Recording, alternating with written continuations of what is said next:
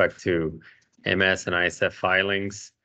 We have a team of experts, myself, my colleague Pierre, who's been working in the industry for many decades, and a former director of the Federal Maritime Commission that recently joined our team.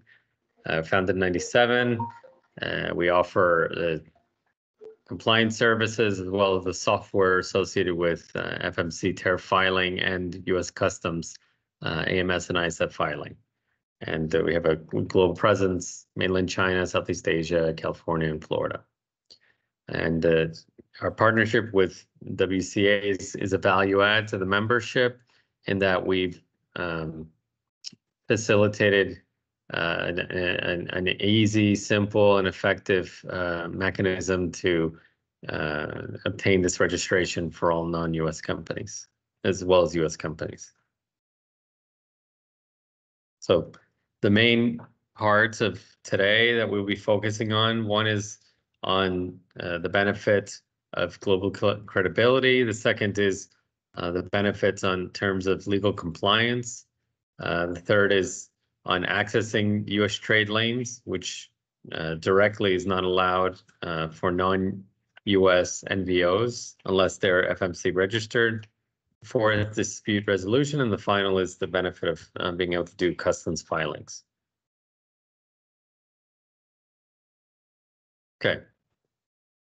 So the first is global credibility.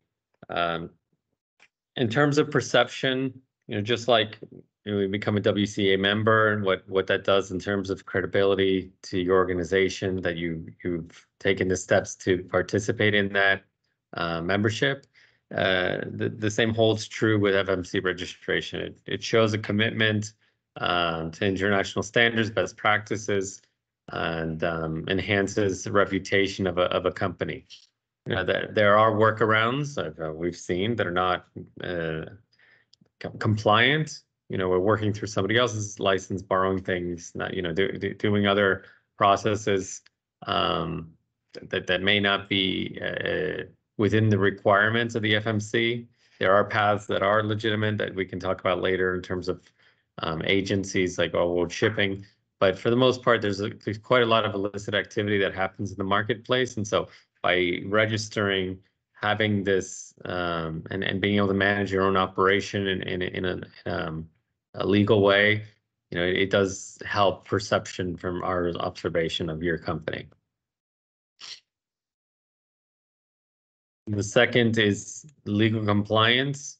There are penalties to not doing things properly. In the case of the Federal Maritime Commission, the penalties, which actually this has not been updated, every year it goes up 3%. So this was $14,149. Actually, recently just went up to a little over $14,600 per occurrence if you're found to be operating outside of the FMC requirements. And for customs, it's $5,000 per transmission in the cases where the filings were done improperly or late. I don't know if Greg wants to add something to these points. I do. By the way, hi, I'm Greg Kritz, World Insurance. We were founded by the WCA 9 years ago, and we're here to add value to your membership. We have a global footprint, and we leverage WCA buying power to bring you what we hope to be coverage you may need. We're a full course or a la carte provider for you, both in the United States and outside. So I want to interject something here. I consulted with our trade attorney, Henry Gonzalez, who was formerly with the FMC, and he does our trade work on FMC compliance. And I'd asked him to name a few of the things the biggest areas where MBOs get in trouble.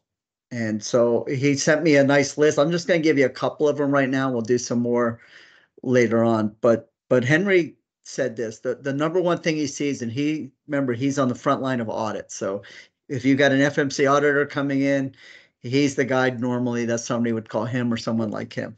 And this is what he finds consistently over and over again. So I know that we've got a number of U.S. members on here who may not need to register with the FMC, but you'll find this of interest.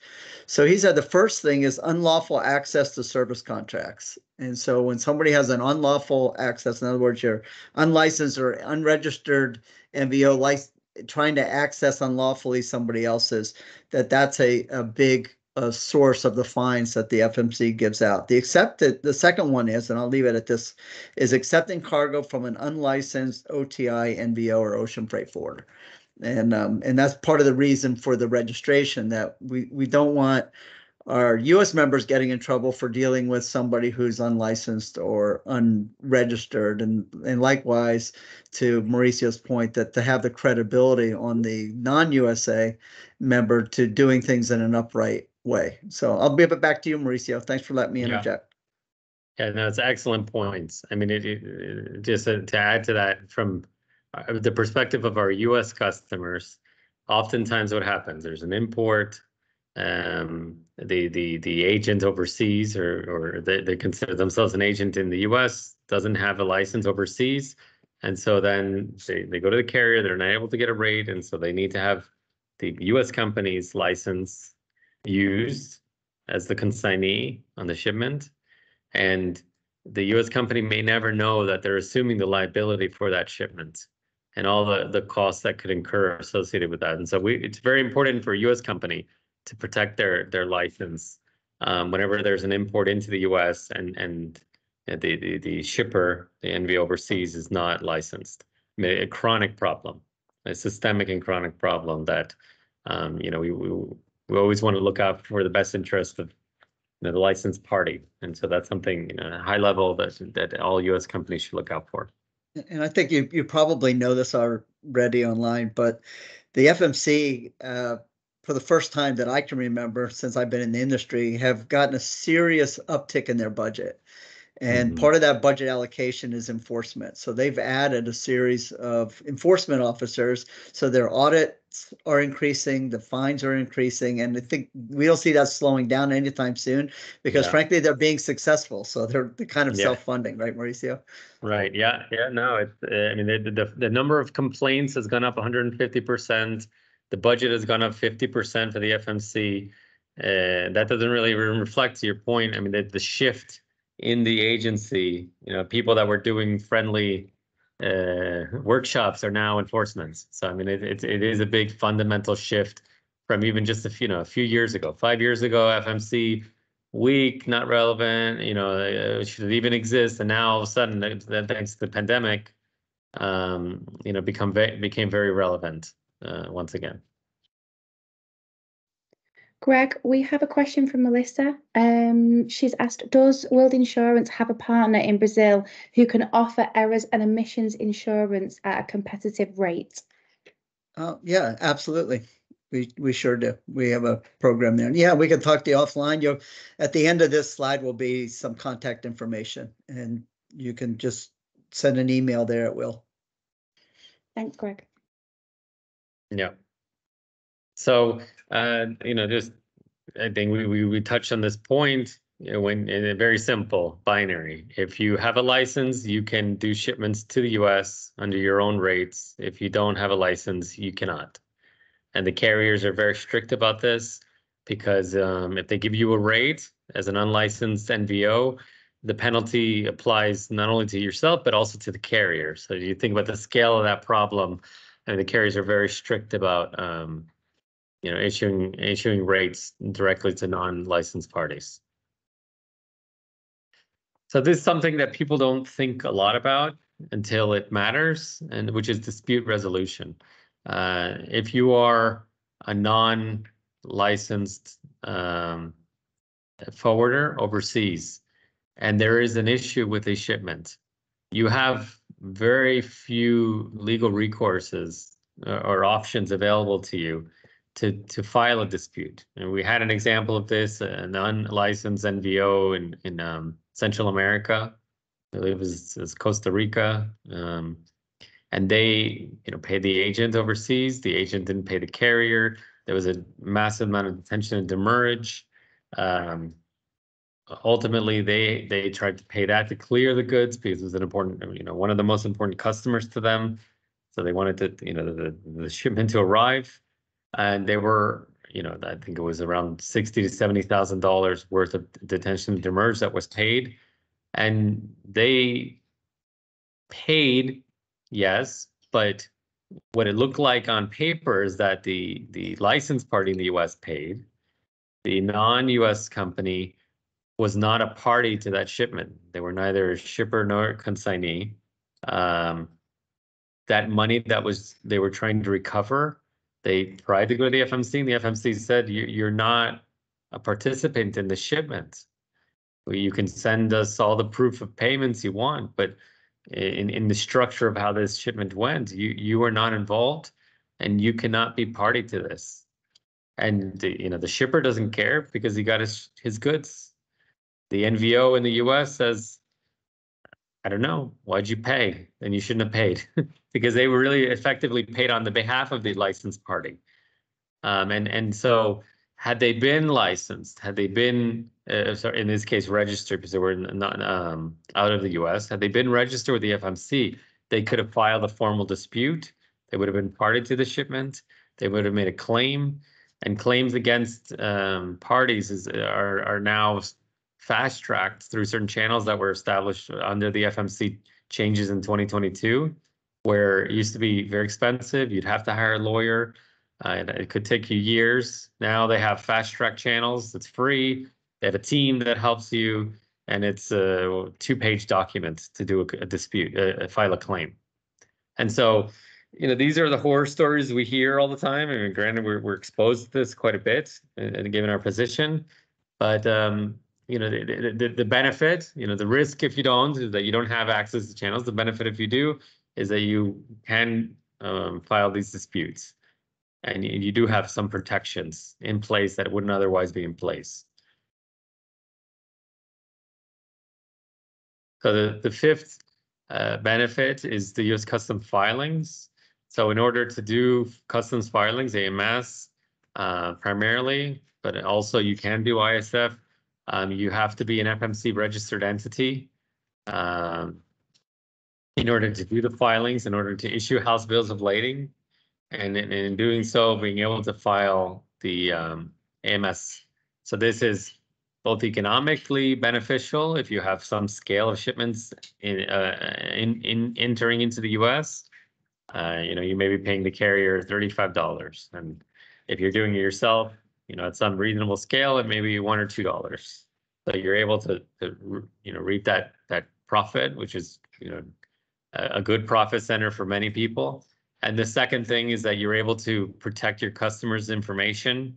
It can be tense sometimes with the ocean liners, and often people come to us and say, we're worried that the ocean carriers are simply going to try to take our clients. I mean, we provide them all the details of every shipment, every time to file EMS, and they know, you're just wrapping it in a bow for them to know which customers to try to take from you. Whereas if you're issuing your own house bills of lading, you have that protection. They're issuing a bill of lading to you, you're issuing it to your customer, and you have that veil over your customers. So those are the two things that I've seen in terms of feedback of why people see the benefit of doing the custom filing. There's also the third, the kind of second tier, which is maintaining control. Errors happen. You don't want those to be impacting your customer if it's not, somebody else messes up and then you deal with the consequences. So if you have that under your control, you can make sure that it's being done properly. So what does this FMC registration process look like?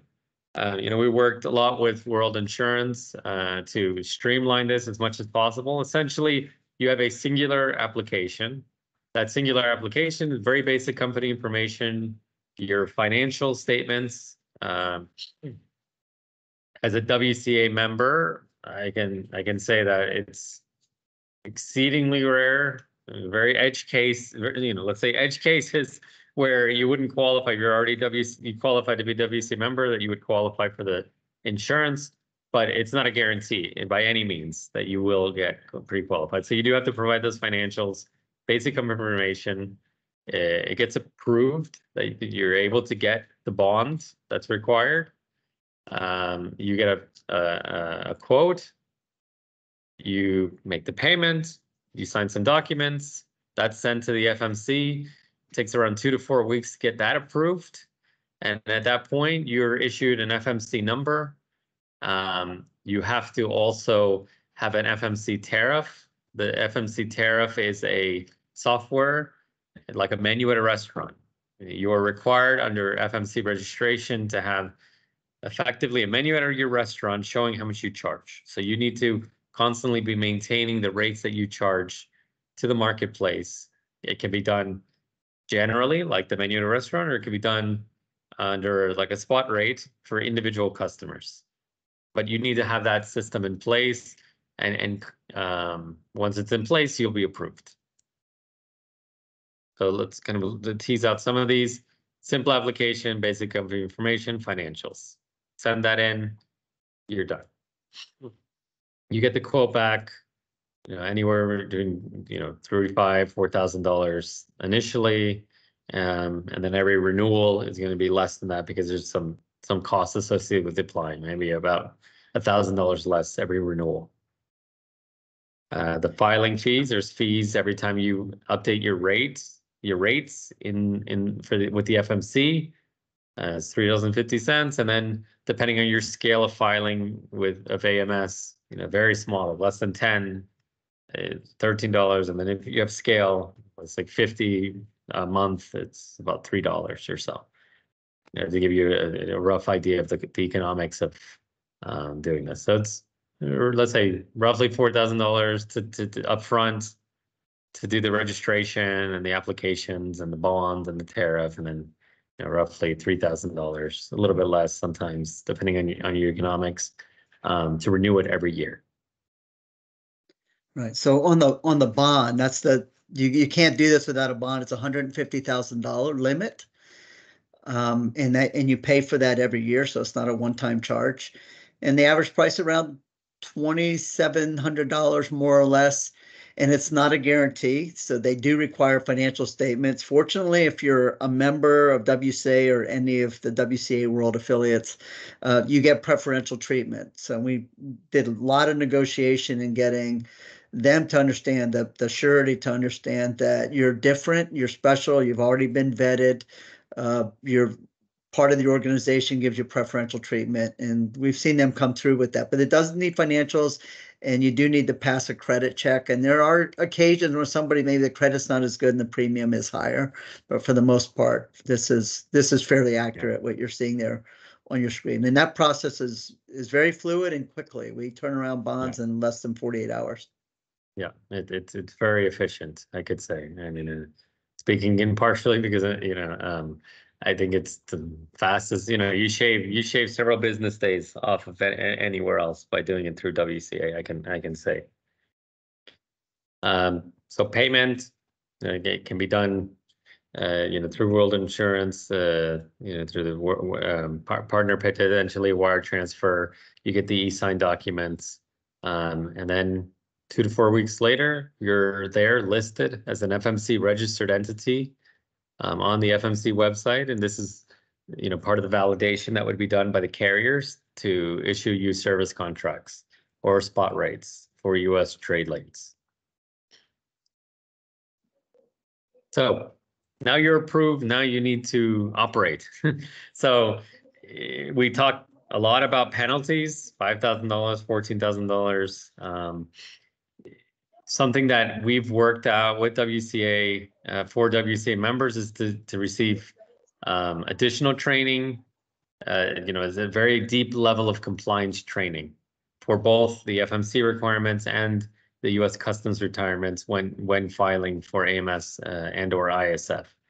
So our commitment, along with WCA, is that we provide a deep and comprehensive set of upfront training guidance, and then we also provide ongoing maintenance, including additional services that are discounted through WCA, like audits. We can do these friendly audits, essentially replicating what the FMC would do if they were to audit you, which they do. They do either randomly based on picking your name out of a hat, or they will do targeted audits if there was a dispute or an issue, that comes up. Somebody says something, complains, then all of a sudden it triggers an audit against your company. So our commitment to all of the people that work with us, through WCA, is that we will provide a very comprehensive set of knowledge so that you can meet all the requirements of both the FMC and US Customs when operating under your registration. Okay, so I'll let Greg discuss a little bit more about this. Why we get this question often for those that are not familiar with our Federal Maritime Commission and the bonding requirements is like, why on earth do I need that as an insurance? No, it's a guarantee to a third party that might be injured.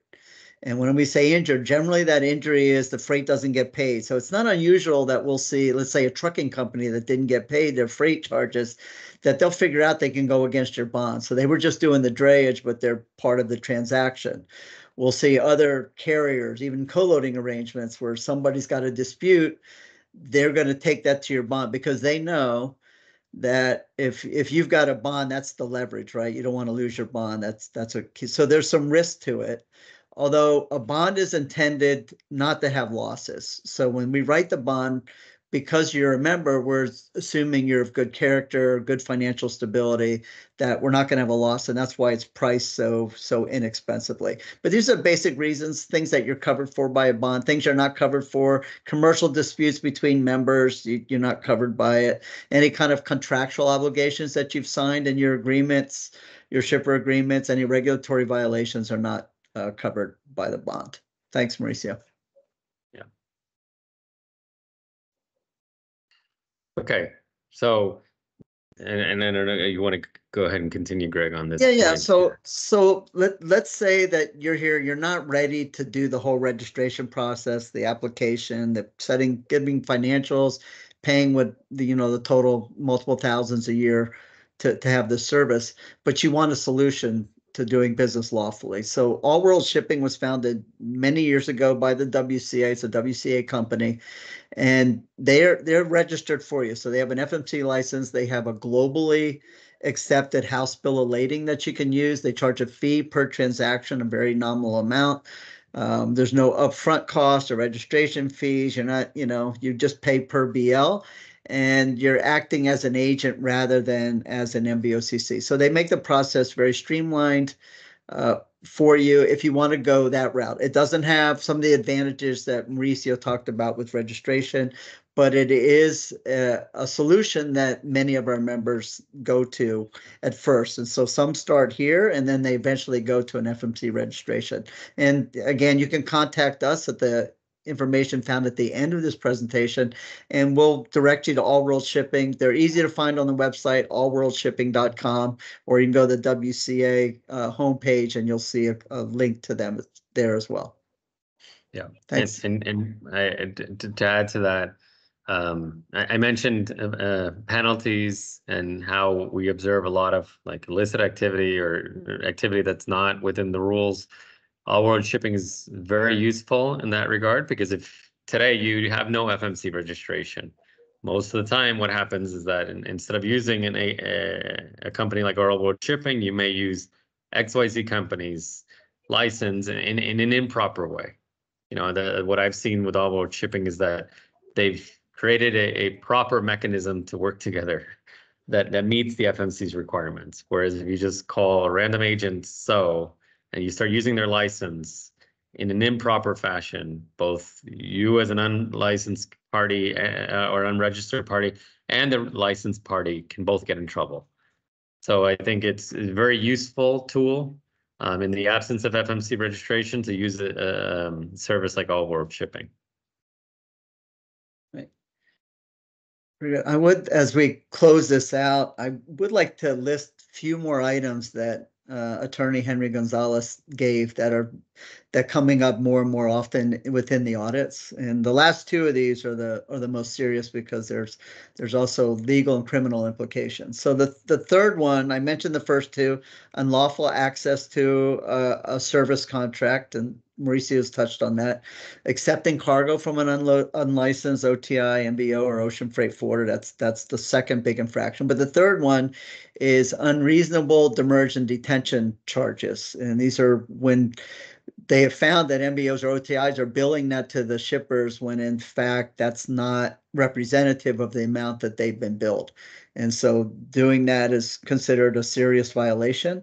So any unlawful detention and demurrage that's being passed on that's you didn't get from the VOCC, that's coming up in the audits. The fourth one is improper and unlawful billing practices. Billing outside your tariff is considered unlawful and has bigger implications than just a fine.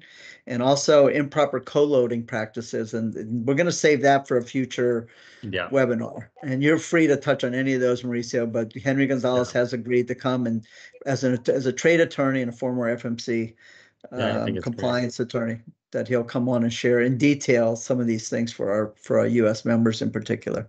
Yeah, I think that it'd be very useful meeting. You know, today's like how to get from nothing to something, right? But once you have the registration, then you have all these requirements, and the requirements are very fluid. I mean, a lot of the points that were brought up are things that have changed just recently. February, there was a big fundamental change in the regulations that impacted a lot of these things that you've raised.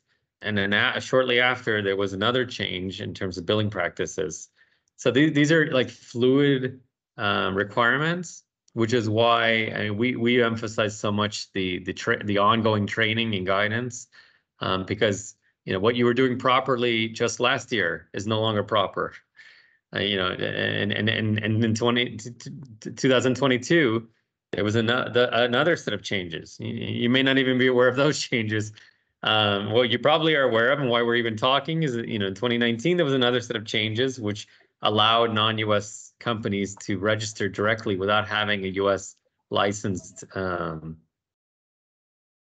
company. So that sort of opened the floodgates and why we're all here today, because, you know, we went from 100 in China, for example, 100 companies getting FMC registered in 2019 to over 1,000 in 2022. I mean, I haven't compiled 2023 yet, but you know, it's because of the value that people see in having this, you know, for all parties.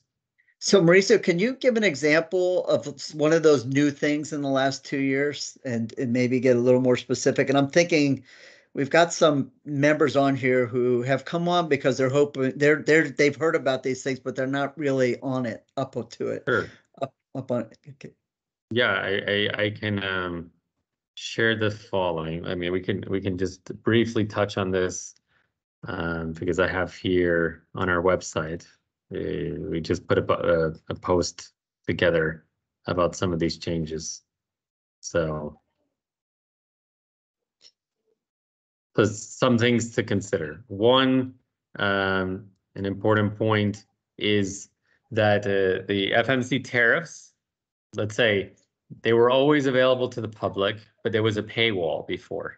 So in order for people to see FMC tariffs, you'd have to pay some fee. It wasn't a necessarily nominal fee, you know, it was maybe hundreds of dollars to access each individual tariff. They eliminated that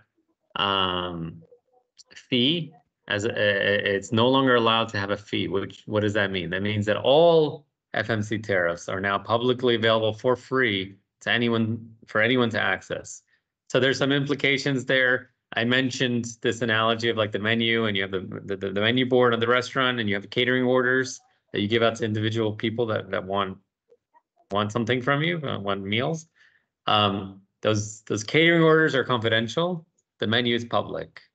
And so, you know, we work a lot with individual companies to figure out what is the right mix. You know, if they say, well, I don't want all my information out there, then you can just do all catering orders all the time, and then your data is confidential. That's one thing, especially for U.S. companies. You know, obviously all their business is almost all their business is U.S. business, right? So it's effectively the entire operation that's exposed. You know, if you're non-U.S., maybe you do only, you know, a percentage of your business to the U.S. So that's one big point. The second point is they re-emphasized the FMC tariff requirement is always a requirement, but let's say they just put a little bit more teeth to it because it was written in a way that it didn't allow them to enforce as strictly as they wanted. And they made that change where they added it to 2 sections of the regulation. But it's like, if in case it wasn't clear, you need a tariff, now it's like extra clear, and they have more enforcement leverage because of that change. And I understand they have used that leverage. Yes, Yes. exactly. Right. I mean, now they can just cancel you effectively immediately if you don't maintain your tariff properly. Whereas before they had to jump through a lot of bureaucratic hoops to do so. So changes in terms of pass-through charges. And so general rate increases were not considered pass-through charges from the ocean carrier to your customer. That was not considered a pass-through. Now it can be considered a pass-through when it's in your tariff as such, and when you charge whatever the carrier's charging directly to the customer. You're not marking up the GRI. That was another pretty big fundamental shift. You know, it was open for debate because all other pass-through charges, which is the next point, you know, it was always understood that if you get an accessorial charge from the carrier and you pass it on to the customer at the net cost, that you wouldn't necessarily have to register that in your tariff. So this was the other change where they said, yes, that's true. You can pass on these accessorials to the customer at the net cost. You don't have to put in your tariff, but you do need to list all these charges that you're going to pass through. You don't have to list the individual rates, but you have to categorize them to say like, okay, the GRI is being passed through at the net cost. GRI is listed in your tariff in the rules, and the bunker is being passed through and at the net cost. And you just need to say bunker is being passed through at the net cost. So it's a change in how the tariff is being managed. And as long as you have that listed, like an index of all the things you're passing through at the net cost, then you're okay. And you don't need to keep constantly updating your tariff every time there's an accessorial that changes. The other thing is to separate out these accessorial pass-through charges from your base rates that you're charging to the customer, so that they understand what is a pass-through charge and what is a charge from you to the customer.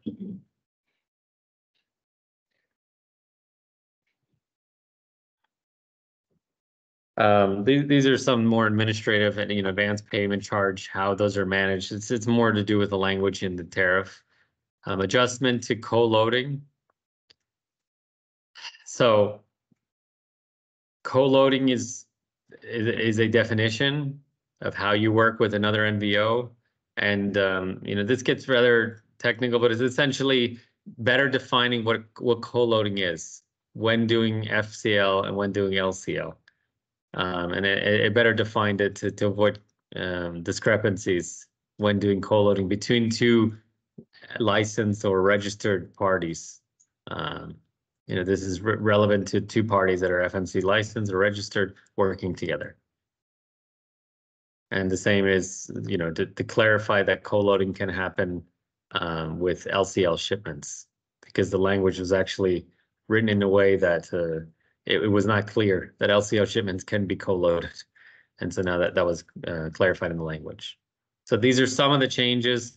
There was another change in terms of the attention to merge village practices, which is newer, and we may be able to get into that a little bit more in a following presentation. Thank you, Marisa. Could we go back to the contact page as Leah closes us out here? Yes. Thank you. We just have one more question, guys. So Yeah. Melissa asked, in your opinion, does using an NVOCC like All World Shipping draw more attention from the FMC to risk and audit? Yeah, Mauricio, that's yours. I would not. I would say it's quite the opposite, given that All World Shipping is a company that has very high standards of compliance and a process that is in compliance. I would say it's probably the opposite. If you're doing work with some random company and they're seeing that there's activity that you're involved in and you're not licensed, that probably would be more of a red flag than working with All World Shipping. Thanks, Melissa. Melissa, regarding your other question, Greg's contact details are on there if you want to reach out to him about any insurance. And Mauricio's contact details are also on the screen right now. I will send you all a follow-up email with all the full details of today's session. And you can access the recording of this session via your account on the Academy website. Please do use your accounts at the Academy website. There is lots of free material on there and courses that you can book onto. If you don't want any information on that, please contact me. I think we just have one more question. I Yep. say well, we need a The contact. answer to that is contact World Insurance. You can contact the WCA if it's about all world shipping, contact the WCA for sure. But either way, we'll get you to the right place. Yeah. So for all world shipping, if anyone would like a contact for all world shipping, just drop me an email and I can put, or Greg an email, and we can put you in touch with the right people at all world shipping. All three of us are fully contactable via email. So if you do need any further questions after this session, please don't hesitate to contact us all. Very good. Excellent. Good spending this time with you. Yeah. And then those in Latin America, hablamos español. So if you want to communicate in Spanish, Mauricio or myself, that's fine. Great. Okay. Thank you, everybody for coming. Bye-bye. It was great to see you all, and we look forward to see you on the next session. Very Thank good. you. Bye-bye. Bye.